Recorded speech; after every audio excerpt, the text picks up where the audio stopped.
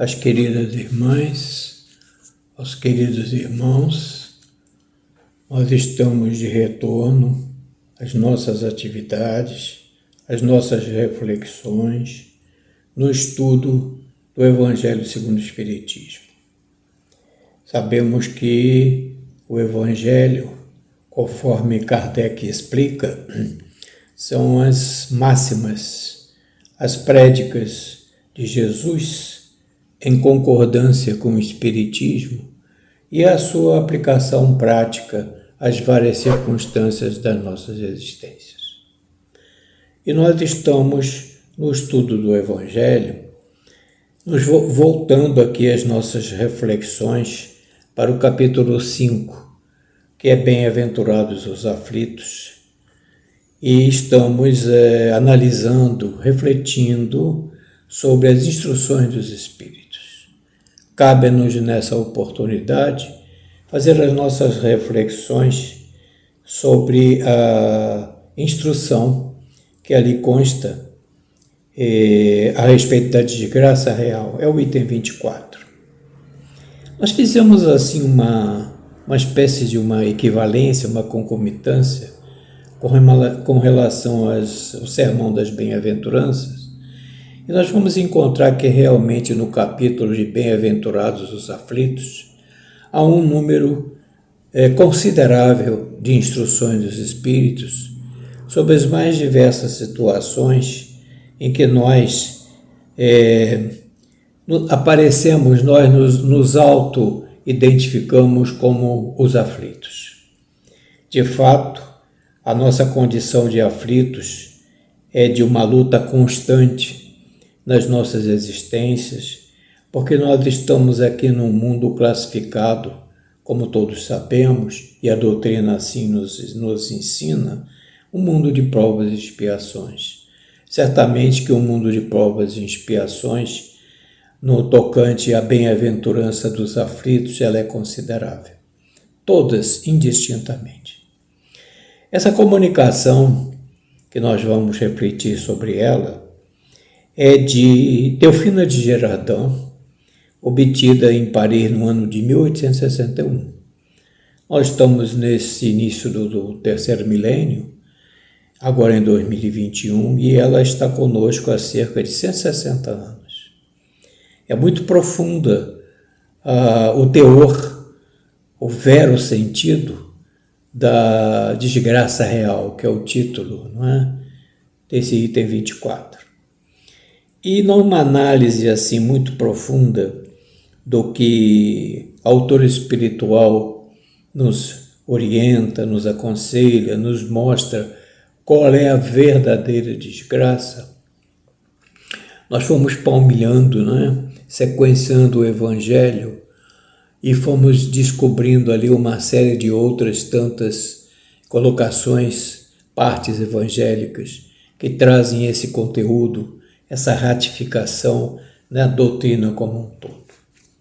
Então nós fomos verificar que no início desse capítulo há 3 citações evangélicas, e uma delas, no item 2, é o Evangelho de São Lucas, e se aplica a todas as luzes ao conteúdo da desgraça real. Diz São Lucas, no capítulo 6, versículos 24 e 25, mas ai de vós, ricos, que tendes no mundo a vossa consolação, ai de vós que estáis saciados, porque tereis fome. Ai de vós que agora rides, porque sereis constrangidos a gemer e a chorar. Esse conteúdo, esse trecho do Evangelho de São Lucas, ele tem uma vertente muito vinculada ao teor da desgraça real que Delfina de Gerardin nos traz aqui para as nossas análises e reflexões. E vimos assim, dentro desses dados estatísticos, que nos demais bem-aventuranças nós temos evidentemente bem menos instruções. Isso evidentemente Kardec, ao elaborar o Evangelho segundo o Espiritismo, com a orientação, a supervisão das vozes da terceira revelação, nos traz ali, por exemplo, bem-aventurados os pobres de espírito, 3 instruções. Bem-aventurados os que têm puro coração, 3 instruções. Bem-aventurados os que são brandos e pacíficos, 5 instruções.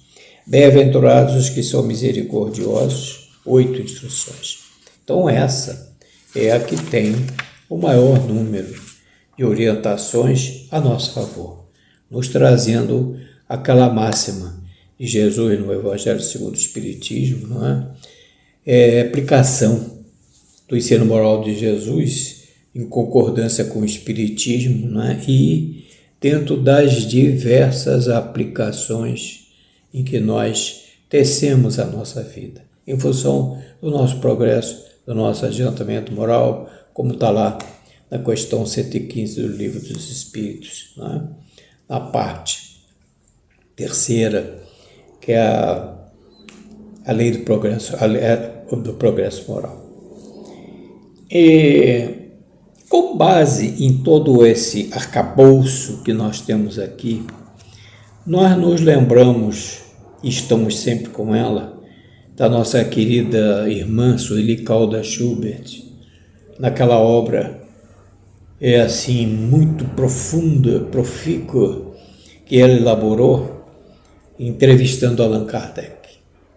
Só para relembrar, a Sueli, ela fez um trabalho monumental em função da doutrina codificada, fazendo assim uma seleção de perguntas a Kardec, como se estivesse entrevistando Kardec e tomando como respostas as indagações que ela fez em função da doutrina, as respostas que o próprio Allan Kardec, subsidiado pelas vozes da terceira revelação, trouxe nessa doutrina elevada, né, de purificação nossa. Então, lá, entrevistando Allan Kardec, na página 153, Sueli faz uma pergunta a Kardec que tem uma vinculação muito grande com o Bem-aventurados os aflitos. Ela indaga de Kardec: como se explica que o ser humano tenha que passar por tantas provas e aflições? Qual a razão disso? Kardec então responde que os sofrimentos devidos às causas anteriores à existência presente, bem como as que se originam de culpas atuais, são a consequência da falta cometida. Quer dizer, nós vivemos nesse íter.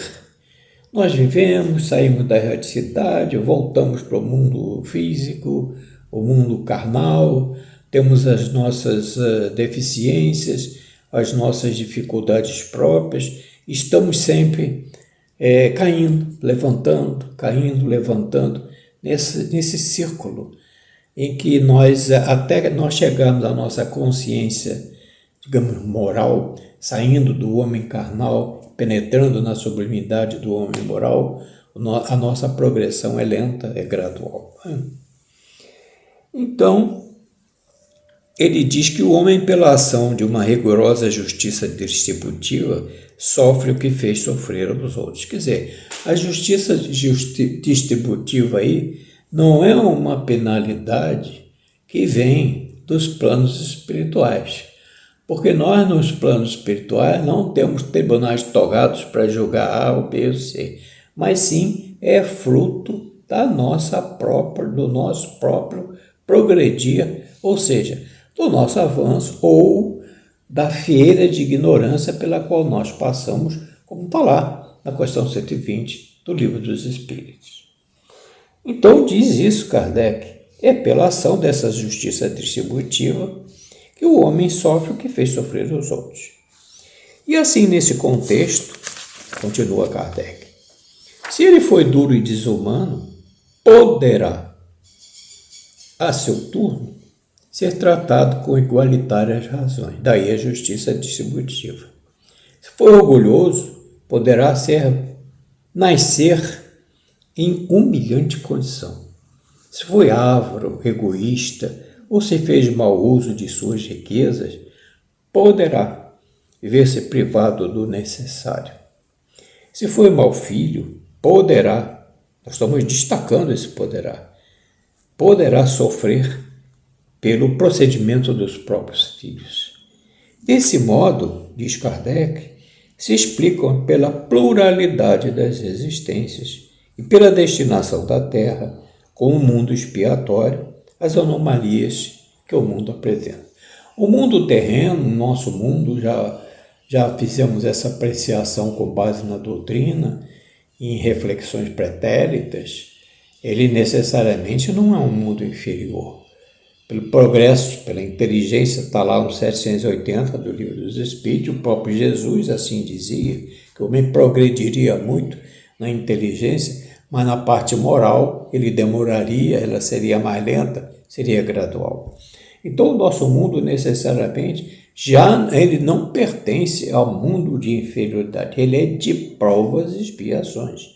E em que pese todas essas situações, cabe a nós outros, dentro dessa realidade que estamos aprendendo, agradecer o abençoado mundo em que estamos e que temos oportunidade, pela pluralidade das nossas existências, de purgarmos as nossas vicissitudes, idiosincrasias, todos esses males que são próprios do homem carnal. E, continuando aqui, se explica pela pluralidade da existência e pela destinação da Terra como um mundo expiatório as anomalias que apresenta. Quais são essas anomalias? Distribuição de venturas e desventura, anomalia no tocante à desventura, entre os bons e os maus nesse planeta. É a justiça distributiva, né? Semelhante anomalia, diz Kardec, só existe na aparência, porque considerada tão só do ponto de vista presente. É o que nós vamos ver lá na instrução da Delfina de Gerardão. Entretanto, diz Kardec, aquele que se elevar pelo pensamento e for aprender toda uma série de existências, verá que a cada um de nós é atribuída a parte que nos toca, sem prejuízo que lhe tocará no mundo dos espíritos, e verá que a justiça de Deus nunca se interrompe. Ou seja, suas leis são imutáveis e devem ser obedecidas e não abrogá-las. As nossas leis é que são mutáveis, ousamos nós acrescentar, até que atinjamos a unidade das leis do Pai. Ora, as leis do Pai, pela sua imutabilidade, elas são disseminadas em todos os pontos do nosso orbe terrestre. Compete a cada um de nós, qualquer que seja a nossa crença, nossa etnia, nosso proceder, a elas nós temos que obedecer e não abrogar, ou seja, desconstituir essas leis e impingir as nossas, porque as nossas leis é que são mutáveis até que o fluir dos tempos possam se aproximar através da nossa perfeição do Pai. Então, isso é uma razão que a Sueli submeteu a Kardec com relação a essa situação que nós vivemos nesse mundo de provas e expiações. Nós fizemos uma colocação aqui de outros estudos e que se encaixa como uma luva nas presentes exposições, que nós ousamos acrescentar que somos nós mesmos, espíritos, em fase de evolução, que extraímos do nosso viver a felicidade ou a desgraça, na conformidade do estágio moral que tenhamos alcançado, e isso quem diz é o codificador. Nós saímos da fieira da ignorância, está lá na questão 120 do Livro dos Espíritos, para a posição de ventura excelsa, não por graça divina, não por concessão aleatória, não por capricho do Pai, mas sim pelos esforços espirituais intransferíveis que nós vivemos, que nós temos que viver, que nós aprendemos, nós vimos captando. E isso está todas as luzes na questão 115 do Livro dos Espíritos. Está lá no capítulo 1, acrescentamos aqui, tem 7, do Progresso dos Espíritos. Pois bem, essas considerações nos levam aqui a adentrar, não no todo, mas já que nós já lemos essas preliminares, já nos dá uma ideia do conteúdo da mensagem da Delfina de Gerato. Nós não vamos ler toda, nós vamos ler aquela parte que foca essas considerações preliminares que nós estamos trazendo para efeito de reflexão. Diz o Espírito de Delfina de que para nós julgarmos qualquer coisa, precisamos ver-lhe as consequências. Assim, para bem apreciarmos o que em realidade é ditoso ou inditoso para o homem, precisamos transportar-nos para além dessa vida, porque é lá que as consequências se fazem sentir. Lá, aqui, é o nosso estágio, é a nossa experiência. E a avaliação de desempenho nossa vai ser lá. Lá no nosso núcleo, de onde nós partimos para a Terra, é que nós vamos encontrar todo assim aquele programa que, se a gente quisesse fazer um cotejo, uma avaliação, por exemplo, a avaliação de progresso de mérito que cada um de nós tem nas grandes empresas onde somos avaliados semestralmente ou anualmente. E há vários fatores ali, e no plano espiritual, esses fatores brilham com muito mais autenticidade do que os quesitos humanos. Porque esses quesitos na espiritualidade, eles vêm de dentro de nós, da nossa análise, da nossa purgação das nossas infelicidades, aquilo que nós mesmos construímos dentro de nós e que precisamos purgar. Daí a pluralidade das existências e daí a lei do progresso imanente em cada um de nós.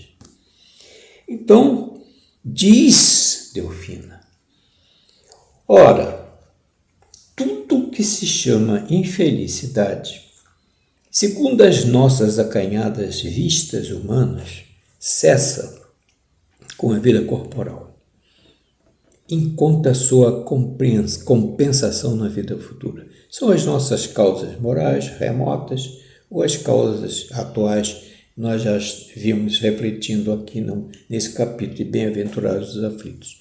Mas ela vem aqui num ponto capital que tem muita, digamos assim, muita vinculação, muita atração com tudo que nós já falamos. Vou revelar-vos, diz ela, a infelicidade sob uma nova forma. Sob a forma bela e florida, olha o termo que ela usa, a forma bela e florida que acolheis e desejais com todas as veras das vossas almas iludidas.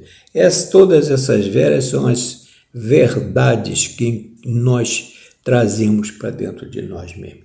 E quando ela fala de forma bela e florida, é o encantamento, é a ilusão dessas formas que nos retém lá naquelas algemas do homem carnal, material. Longe estamos de seguir a sublimidade dos caminhos do homem moral, que é a nossa torre de vigia, o fenômeno mais importante, mediúnico, no início desse terceiro milênio, que é o ensino moral, porque é o ensino moral o eixo do Evangelho segundo o Espiritismo e que se estua, que se projeta na vida futura em função da pluralidade das existências. Então diz ela que essa forma bela e florida que acolheis e desejar com todas as verdades entre aspas, das vossas almas iludidas. A infelicidade, diz ela, é alegria. Mas não é essa alegria que nós temos do bem, de ser útil, de ser agradável, de estar sempre preparado para auxiliar, ajudar, servir. é a alegria contagiada pela materialidade. É a alegria vã, louca, estouvada. É o prazer carnal, principalmente. É o tumulto. É a vã agitação, satisfação louca da vaidade, que fazem calar a existência e a consciência. Com a consciência calada, comprime a ação do pensamento que atordou o homem com relação ao seu futuro. A infelicidade é o ópio do esquecimento que ardentemente procurais conseguir. Então, de todas essas contingências que aqui estão, é a nossa conduta irrefletida, é aquilo que na nossa consciência estão onde? As leis de Deus, na nossa consciência. E é pela nossa consciência que Deus nos fala amorosamente, em amor e sabedoria. As duas asas, plataformas que nos levam aos pórticos do nosso progresso espiritual a caminho da luz. Essa é a nossa vertente. Mas nós, em função do nosso atraso moral, nós vamos penando. Peão que gira e não sai. Retrogradar, nós não retrogradamos. Está no livro dos Espíritos. Mas nós marcamos passo. É como se nós tivéssemos ali feito o Jeca Tatu, lembrando isso dos nossos tempos primeiros, orando, pedindo, mas não construindo nada, não apresentando nada, só pedindo, rogando, implorando, mas é inversamente proporcional à nossa ascensão moral. E ela conclui: esperai, vós que chorais, tremei, vós que rides, porque o vosso corpo está satisfeito. E aí, nós nos lembramos dessa passagem de São Lucas, que está no Evangelho segundo o Espiritismo, e que nós lemos no início. Mas ai de vós, ricos, que tendes no mundo a vossa consolação. Ai de vós que estáis saciados. Saciados com o quê? Com todas essas incoerências, todos esses abalos morais que nós lemos aqui. Alegria, prazer, tumulto, vã, agitação, etc. Ai de vós que estáis saciados, porque tereis fome. Ai de vós que agora rides, porque sereis constrangidos a gemer e a chorar. É isso que ela considera a desgraça real. E ela diz mais aqui: esperai vós que chorais, tremei vós que rides, porque o vosso corpo está satisfeito. A Deus não se engana, não se foge ao destino, e as provações credoras mais impiedosas do que a matilha que a miséria desencadeia, vos espreitam um repouso ilusório para vos imergir de súbito na agonia da verdadeira infelicidade. Daquela que surpreende a alma amolentada pela indiferença e pelo egoísmo. Que, pois, o Espiritismo vos esclareça e recoloque para vós sob verdadeiros prismas, verdadeiras verdades, a verdade e o erro, tão singularmente deformados pela vossa cegueira, fieira da ignorância. E tem mais aqui, deformados pela vossa cegueira, pelos prismas, a verdade e o erro. Ora, a verdade e o erro está aqui, toda ela vinculada na questão, uma das questões basilares do Livro dos Espíritos, que é a questão 115. Fomos criados simples e ignorantes, sem nada saber. Repetimos isso constantemente, porque é uma espécie de uma renovação constante que se passa no nosso espírito. Mas nós temos uma missão. O Pai nos dá uma missão. nós progredirmos pelo nosso próprio merecimento, cumprindo as suas leis que não são abrogadas, mas nós é que devemos cumpri-las, e conhecendo a verdade que nos leva ao homem moral, ao ensinamento de Jesus, na sua projeção da vida futura, esse eixo do ensino moral do Mestre, né? Que, pois, o Espiritismo vos esclareça e recoloque para vós verdadeiro Espírito. Que importa o que tem fé no futuro? Deixar no campo de batalha da vida a riqueza e o manto de carne, conquanto que a sua alma entre gloriosa no reino celeste. Essa é a mensagem básica, capital de Delfina de Gerardinho. Mas há um aspecto aqui, nesses breves minutos finais, eu me permitiria trocar reflexões com as nossas irmãs e os nossos irmãos.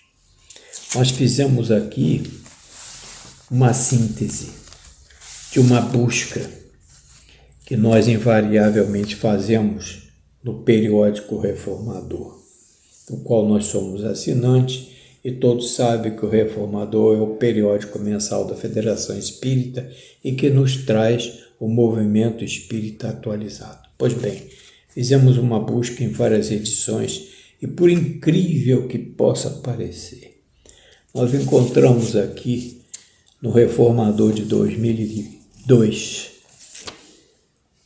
um capítulo que é sobre a lição do cotidiano, é sobre tudo isso que nós falamos e sobre esse sentido da desgraça real.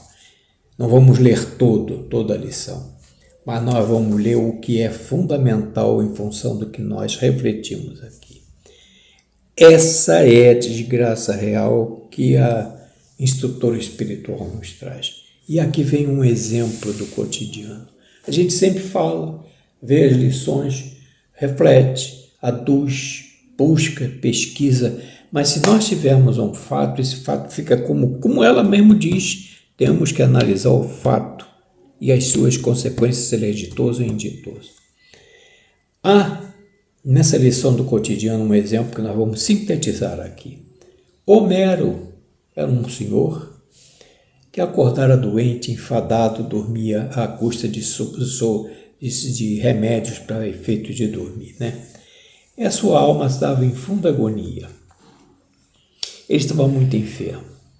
Qual a razão que conduzia Homero à prostração do seu corpo e da sua alma? Liam-se nos seus olhos o terror, a inquietação, a irritação. Oscilava na sua mente uma sombria decisão, o suicídio, uma desgraça real. Relembrava ele o passado. Seu pai próspero, austero comerciante, acumulara uma fortuna. Ele adentrou junto ao pai e continuou também no mesmo trabalho junto ao pai. Algum tempo após o pai retorna ao plano espiritual. Mais tarde a mãe também. E ele continuou nas atividades do pai. Mas a euforia dele, do dinheiro, da fortuna, de ganhar mais, de progredir, o levou a uma série de descompassos na sua vida profissional em que os milhões do pai na sua atividade austera de trabalho foram reduzindo, e ele chegara praticamente à miséria. Mas, em que pese toda essa fortuna que ele havia adquirido, ele não possuía as orientações lapidares do Evangelho aplicado e vivido. Diz aqui a lição do cotidiano, aplicado e vivido. Certa feita, ele lembrou-se que fora presenteado com um livro, em que fizeram uma visita a um centro espírita, convidado que fora por alguns amigos. E aqui diz a lição do cotidiano, que está aqui no Reformador, que, embora respeitasse a palavra do Cristo, entendia que o livro era desnecessário e inconveniente. Por quê? Porque era preciso, no entender dele, viver intensamente, ganhar dinheiro, progredir, acumular fortuna, aumentar a sua riqueza. Não se importava ele com filosofias que falavam de uma existência de ventura em outro plano. Naquele momento, porém, o corpo alquebrado, à beira da falência, pois sua intemperança o levara a perder os milhões herdados, buscava recordar algo que se lhe gravara no subconsciente quando lera de escantilhão, quer dizer, muito levemente, muito rapidinho aquele livro. Descobriu ele que o nome do livro se chamava O Evangelho segundo o Espiritismo, de Allan Kardec. Então, firmava seu pensamento que julgava ser a solução e que o livraria de todos os males desse mundo. Ou seja, ficou ele com aquela perspectiva do livro do Evangelho segundo o Espiritismo e que ele não mais teria visto o livro, não mais o teria encontrado. E daí foi. Né? Foi a mesinha da cabeceira dele, onde guardava a dose excessiva dos tranquilizantes, mirou-a, remirou-a, rolou-a de lugar em lugar e mais tarde ele a usaria. Ele deixou a mesinha lá. Porque para ele seria o fim do epílogo de um drama consumado, ou seja, ele poria fim à própria vida. Seria para ele o sono final. Não mais acordaria, consumaria o suicídio. Aí maquinava as coisas quando, perpassando os olhos pelo quarto, lhe deu com o tal do livro, ou seja, o Evangelho segundo o Espiritismo de Allan Kardec. Tomado de boa inspiração, rápido, retirou-o da estante, procurando, por simples curiosidade, aquele trecho que lhe fugira do consciente e que estava embutido no ímã do seu ser, ou seja, no inconsciente. Eis que encontra o trecho. E ávido, põe a lê-lo. Capítulo 5. Bem-aventurados os aflitos. Lição, desgraça real. Coincidentemente, a lição do cotidiano com a lição que nós estamos aqui refletindo. Foi o suficiente, nesse momento, para que o seu guia espiritual, até então impossibilitado de uma aproximação mais direta, devido à ideia mórbida e obstinada dele desertar da vida, acorreu em seu auxílio, aplicando-lhe passes magnéticos, favorecendo em especial o sistema nervoso e o cérebro em particular, inspirando-lhe uma feliz e exata interpretação do texto. De imediato, Homero sentiu fazer-se-lhe na mente a luz do entendimento, como não lera antes com a devida atenção aquele livro, verdadeiro manancial de água da vida eterna. De imediato levantou-se, pôs-se a arrumar o quarto em desordem, já começou ele a se movimentar positivamente. Derramou na água corrente, abriu a bica. A água corrente foi todo aqueles tranquilizantes, aqueles soporíferos letais. E embevecido, em lágrimas nos olhos, o coração em fortes pulsações, retornou à leitura da referida lição, a desgraça real. E de outras tantas lições, como a gente sabe que o Evangelho possui dor, pois se sentia tocado de fortes emoções, não sabia bem definir, mas que se traduziam num estado de alma entre melancólico e jubiloso, ora introvertido, ora expansivo com emoções nunca antes experimentadas. Seu guia espiritual, prosternado em lágrimas de ventura íntima, erguia aos céus uma prece de gratidão ante a bênção alcançada pelo tutelado, ou seja, o seu tutelado, o seu aquele que estava ali sob a inspiração dele, com a vigilância permanente do Espírito Protetor, que através de uma simples leitura de um livro espírita, por sinal o Evangelho segundo o Espiritismo de Allan Kardec, por sinal a lição da desgraça real, havia encontrado um tesouro perdido, pleno de joias, aí sim, joias e gemas preciosas, de bens e valores inestimáveis, de capital e patrimônio crescentes e incessantes e incontroversos. Homero, que agora estava reduzido quase à miséria material, chegara à conquista da riqueza espiritual, que no dizer do Evangelho, o ladrão não rouba, a traça não rói e a ferrugem não consome. Essa, meus irmãos, é a lição de todos nós. A nossa busca, a nossa pesquisa, o nosso querer aprender mais, dentro, evidentemente, dos limites da coerência, dos limites da paciência, do tempo que nós temos para nos transformarmos. Então, dentro desse aspecto, dentro de bem-aventurados os aflitos, nós temos então a função do Espiritismo, que é esclarecer, recolocar-nos sobre verdadeiros prismas, a verdade e o erro singularmente deformados pela nossa cegueira. Ou seja, conheceremos a verdade e a verdade nos libertará. Já estamos aqui há 35 minutos sobre o tema. Agradecemos a paciência de todos pelas reflexões, pelos nossos momentos, por esses momentos tão importantes na nossa vida, que é estudar e, como diz Emmanuel no livro Roteiro ante a Vida Mental, sairmos do empirismo. Nós que pensarmos mais e partirmos para a concretização, para a execução, porque o Evangelho há de ser vivido, experienciado, praticado com todas as suas veras, como disse Delfina de Gerardão.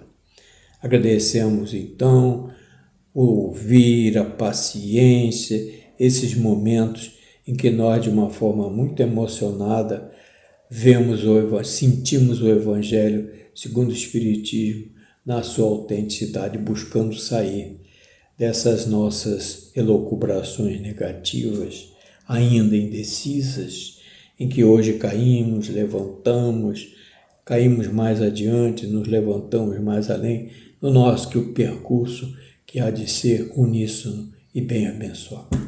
Graças a Deus, muito obrigado a todos, que a paz do Senhor esteja em nossos corações. Que assim seja.